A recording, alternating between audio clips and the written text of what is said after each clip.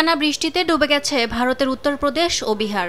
কানপুর, প্রয়াগরাজ, অযোধ্যাতে জলাবদ্ধতায় থমকে গেছে জনজীবন।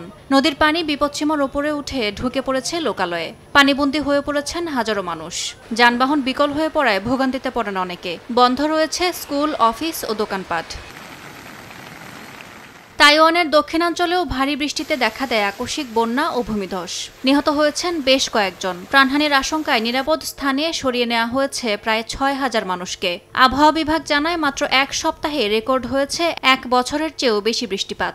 দ্বীপটির পার্বত্য এলাকা পিংটুং ও কাউসিয়ংয়ে পাহাড় ধসে বন্ধ হয়ে গেছে অনেক গুরুত্বপূর্ণ সড়ক। উদ্ধার তৎপরতায় অংশ নিচ্ছে সেনাবাহিনী ও জরুরি বিভাগ।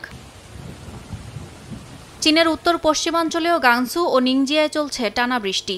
নদীর পানি দ্রুত বাড়ায় ভূমিধসের আশঙ্কায় জারি করা হয়েছে সতর্কতা। স্থানীয় প্রশাসন জানিয়েছে, কৃষি ও যোগাযোগ ব্যবস্থা সবচেয়ে বেশি ক্ষতিগ্রস্ত হয়েছে। সংকটপূর্ণ এলাকা থেকে বাসিন্দাদের সরিয়ে নেওয়া হচ্ছে। এর আগে জুন-জুলাইয়েও প্রবল বন্যা ও ভূমিধসের কবলে পড়েছিল এই অঞ্চল। পশ্চিম আফ্রিকার উপকূলীয় দেশ গিনিতে মৌসুমি বৃষ্টিতে বিপর্যস্ত রাজধানী কোনাক্রি। বৃষ্টিপাতের শুরু জুনে হলেও আগস্টে এসে পরিস্থিতি ভয়াবহ রূপ নেয়। ধসে পড়ে শহরের পুরনো সেতু ও ড্রেনেজ ব্যবস্থা। প্রাণ গেছে বেশ কয়েকজনের। গৃহহীন হয়ে পড়েছে ৫২টি পরিবার। ইয়াসমিন অনন্যা, সময় সংবাদ।